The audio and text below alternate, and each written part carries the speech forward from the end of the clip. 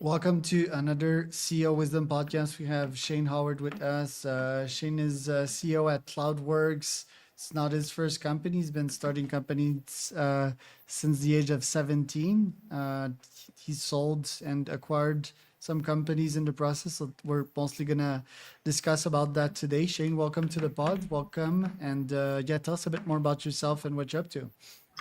Yeah, good to be on. I mean, I spent from the time I was 17 to probably 35 or so in manufacturing and then went into IT, right? Got a software engineering degree, killed myself to get to 4.0 while working a 12-hour shift, and then never programmed. I stayed in management, quickly became a partner of a consulting company.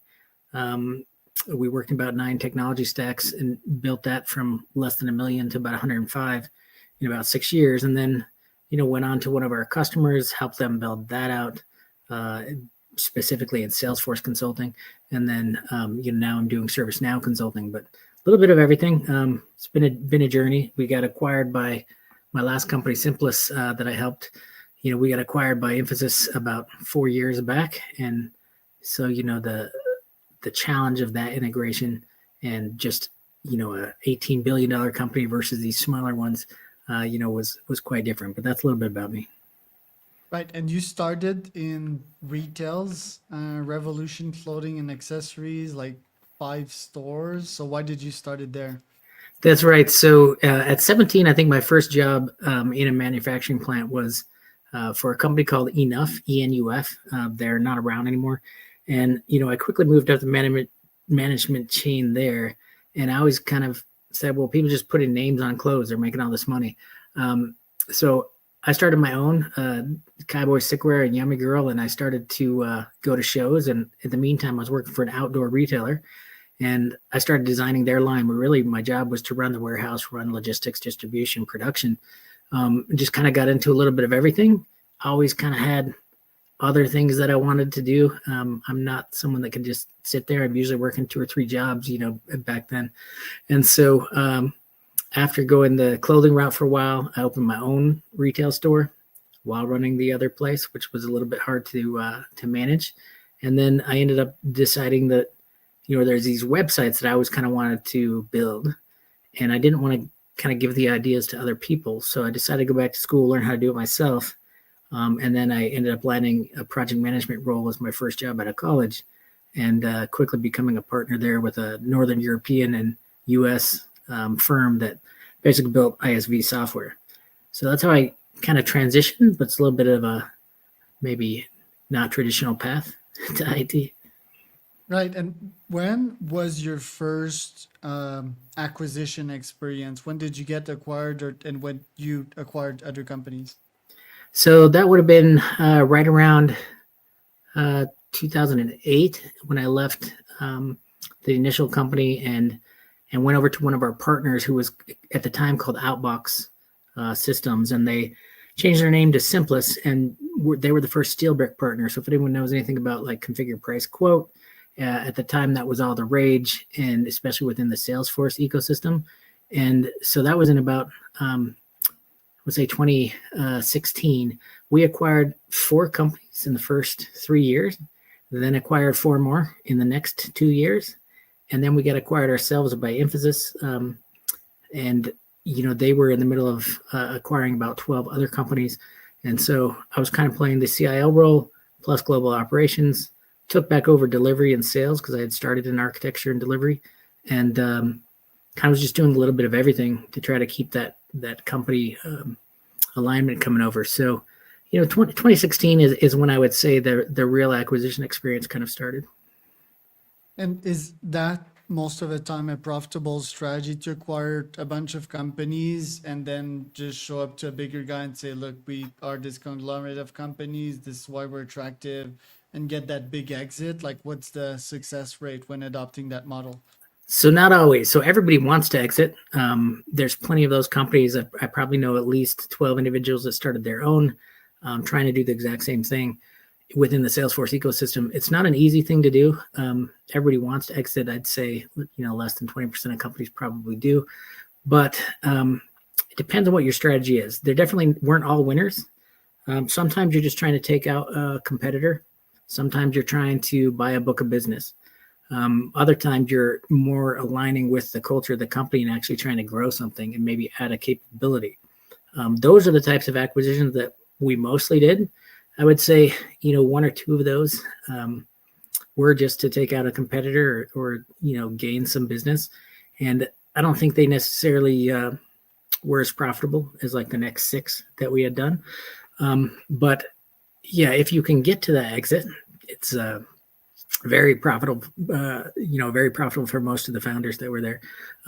But the thing I liked about that culture is, they were more about the people and trying to do the right thing in the acquisition to keep everyone having a job. And, that's why everybody even stayed there for half the team's still there, 4 years after being acquired by a big firm like Emphasis. Because when you get into those types of acquisitions, there's a lot of, red tape that comes with that, a lot of process that people aren't used to at a smaller kind of startup.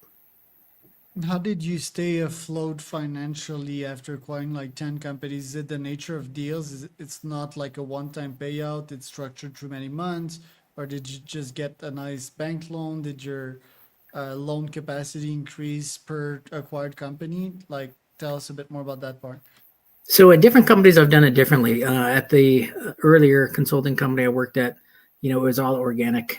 There was no investment, and it was just based on the revenue we had coming in and kind of the 90% offshore, 10% onshore model that we had that gave us the right cash flow to kind of grow that organically. At Simplest, they did rounds of funding. You do need to hire a CFO that knows what they're doing, and they got a really good one in. And, they've gone on to start another business and probably raised the biggest funding round for their next business out of anyone, the 2 founders there. I had joined them when they were about 20 people, with about 10 executives or so. And so, I was really part of that whole growth plan, but I wasn't one of the original founders. And it is all about the fundraising. The thing about Utah is people may or may not know, Silicon Slopes, it's basically like Silicon Valley, but within the Midwest. And there's a huge epicenter. I think we're the startup capital of the US, really, about 30 minutes from where I live. And it's kind of that same ecosystem of founders. So people that know how to do it, that have been successful before, they're all investing in each other's businesses. And it is all about having some kind of outcome that you can convince, your investors is going to happen. There's risk in everything. But, that's basically how they grew. Most people go through 3 or 4 rounds of funding to get there, and you're not really making a profit. You are literally trying to make headway towards that. And so some people focus on revenue. Some people focus on margin. Many people argue about which is better. I personally think the revenue is, but you need both in order to get to that strategy. So it did take 5 or 6 years to get to profit because you're constantly investing in something. But if you don't have a focus, if you're just trying to be all things to all people, I will say that strategy will fail and you'll just burn cash and your investors won't be happy. And when you have such big goals and big exit vision, how do you actually use that goal to motivate you and not burn out in the process? Is it like just every day sort of adapting and taking small bites out of that big goal? Because a lot of people would crumble under that pressure. Well, a lot of people will. I think, team life balance was really important to the founders of the company. I would say, the 10 primary executives probably don't have the work-life balance that they would like when you're trying to grow that company. But I do think it's important. Now, I've heard other people, founders of LinkedIn, Emphasis, others, touting you've got to have this 80-hour work week and things like that. I do think founders have a hard time getting away from that, and some will burn out. But the group we were with, they're all really good guys. They did that initially, right? But they were really careful with the employees to enable that work-life balance, because that in turn was creating that trust and that group ecosystem of people wanting to help them succeed, even though a lot of them weren't going to be part of the actual exit and earnout. Is being part of something and being able to have a voice at the table that's the type of thing that they really fostered. And so I think it helped to prevent that burnout, because when it's fun to do every day, when you like the people you're working with, you don't really feel as much like you're just putting in a 12-hour shift, working in a stockyard or something. The time will just go by, right? So I think it is important, though, to take downtime. The work's going to be there tomorrow, in my opinion, and doesn't mean you slow play it, but it means, if you get burned out, you'll make bad decisions. So you do need to keep that balance. And were there some near deaths moment in which you were short on cash flow? And if so, like, what did you do in these moments? Early on, I think it was early on. Like I said, I wasn't a founder of that company, but early on, I do think there was probably plenty of angst around that momentum, because nobody wants to invest more. How are you going to raise a round of funding if you can't show some light at the end of the tunnel? And I think everyone goes through a little bit of that when they're starting out, especially to your first $1 million. I think it's the hardest to get to. Your first 2 customers are probably the very first hardest step. That next million, and then the 5 million mark. I think after that, it's still hard, but up to that point, I think anybody would be sweating every day over what that is. We did go through a downturn during COVID, like a lot of people, and the entire company kind of banded together. Instead of laying people off, we, the executives took a bigger pay cut. We took, a pretty good pay cut, and the employees took a very small, like 5%. And it kind of kept everyone going. But I think it was that type of atmosphere that enabled that company to really succeed, when everyone's kind of rowing that same direction and actually cares, versus, people feeling like it's just another job. A lot of people left the big consultancies to join these boutiques because they like that type of environment. And then your one exit, how life-changing was it? Was it like just a normal exit? And how did your entrepreneurial mind change after that, if it did? Sure. I mean, I won't disclose like what everybody got out of that, but I would say that most of the executives did pretty well with that. The people that invested their own money early on did pretty well with it. Some of us got retention bonuses and things like that. So, they tried to spread that around a little bit. You normally have 2 or 3 years after that exit where you really, most people are going to have to do an earnout, right? And you have certain company goals that you still got to get to that next incentive level, so that you just don't kind of sell the company and then you leave it like, good luck, take it over. We really still ran it for the next 3 years. And it wasn't until the 4th year that more of the culture of those that bought it kind of started getting more infused. But I think, that gave it a long enough time span where I felt like people could be as smooth as possible. There's still plenty of hectic days and things that maybe people don't always think about in an acquisition. Like when we did our acquisitions, we had a very specific playbook that me and my CEO followed, right? And we do that playbook every time, left nothing to be, desired. You get to the other way, it's like, it's almost like you don't understand what you're buying. And that's very much how it felt to a lot of folks. It's not that there's a bad company. It's that they had a very different way of doing things. And they wanted the same outcomes that they were having without the economic model that was very different from what they had. And so without being able to reconcile those two things, it creates a lot of, I would say, frustration, right? And a little bit of turnover, more than you want. And so we did go through some of that with the exit. There you go.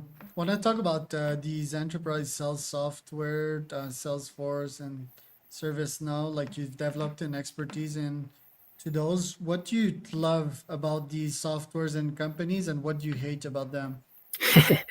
Well, both the companies are very good at what they do. Salesforce is very specifically geared towards the sales front end side of the house. ServiceNow is very geared toward the back end, the configuration management, database, kind of asset management, IT, service management. They're both delving into the other side's core competencies now, and they're both very capable of doing it.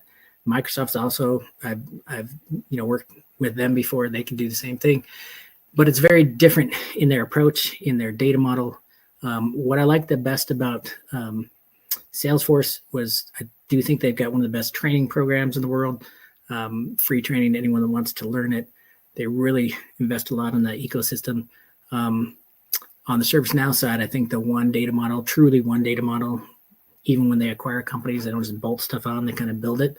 For anyone that is more technical, I think, they probably see the benefits of that.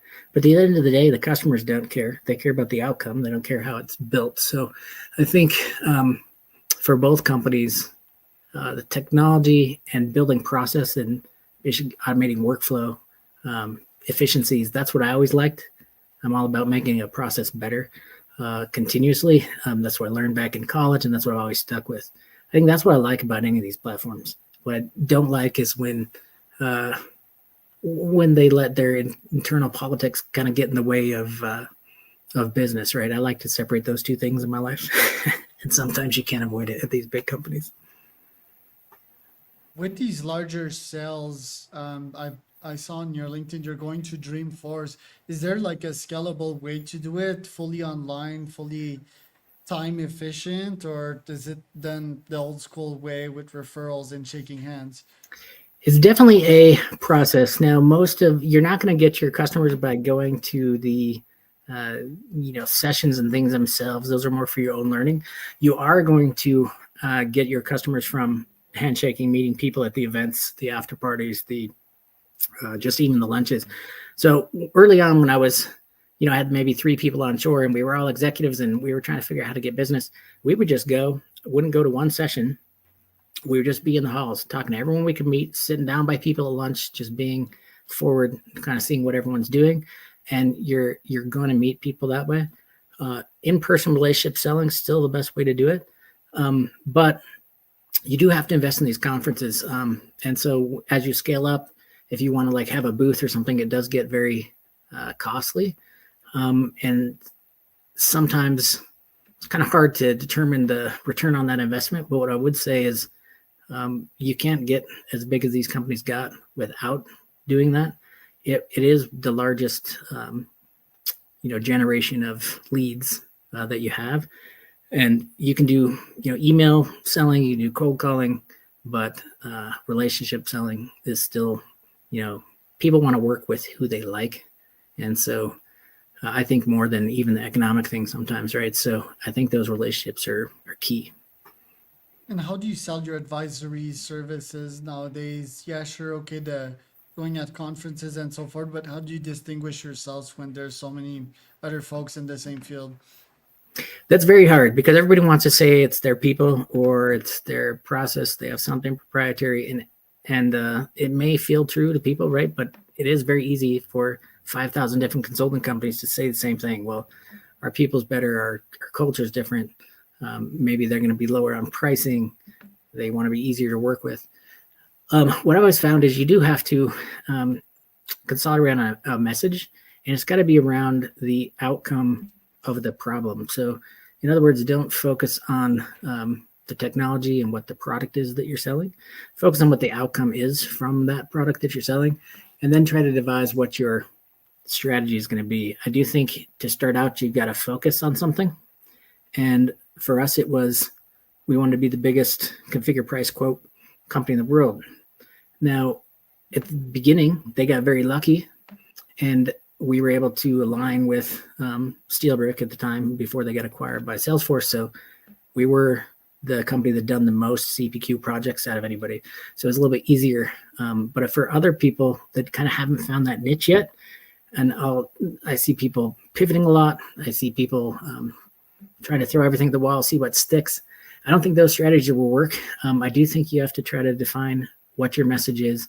And if it's true to your people, what about that? Do you have a deep, subject matter expertise in insurance specifically? Maybe you need to create a product or an accelerator just around that so that you have something else besides all these other niceties to differentiate yourself with. There you go. What are your next goals for this year now that you've launched your own consulting firm? Like, do you have some growth goals? How many clients you want? And yeah, generally, what's next for you? Are you gonna do consulting for the next couple of decades, or? I'd at least like to do it, for the next decade. I'd maybe like to be done after that. But what I've always liked is putting myself in the shoes as a client within the first 2 minutes. And if you can do that and establish that trust, it goes a long way to gaining, that initial business. Our goals are basically that we had decided that we wanted to be the CRM configure, price, quote solution for ServiceNow, because what we realized is they had those, I'd say the foundation for that product for the last 8 or 9 years, but people only know them as IT. They think of Salesforce as the one for, the front end side of the house. And I think being able to be strategic and work on either platform does help us. Also knowing the strengths and weaknesses about each, because we can give clients the right advice. But what we really want to do is be that CRM expert across both platforms. And specifically in ServiceNow, we're focused on the financial, banking, insurance, and then manufacturing sectors, where we see a lot of opportunity and white space. Because when you think about the front to the mid to the back office in like one continuous workflow, I do feel like in a lot of cases, ServiceNow is the best platform for that. I do still see cases for Salesforce for sure. So I think they're both strong contenders, and it would depend on the exact use case. But that's what we want to be is the same thing that we did basically at my previous company, but on the ServiceNow platform here. And then we have to also maintain that Salesforce team, because there just is going to be integration work. People don't want to give up on the 10 years and $20 million they've invested in the platform, right, at these big enterprises. And they both, like I said, still bring a little bit different things to the table. So depending on the exact use cases, you could do everything all in one platform, or the two might make more sense. So, that's the type of advisor we want to be strategically, to be able to help clients, demystify all that stuff. Interesting. Well, Shane, thanks for being on today. Where can people find out more about you and your company? Sure. They can go to CloudWorks Solutions. It's CloudWorks, one word, and then solutions.com. And they can contact us there. So that was Charles and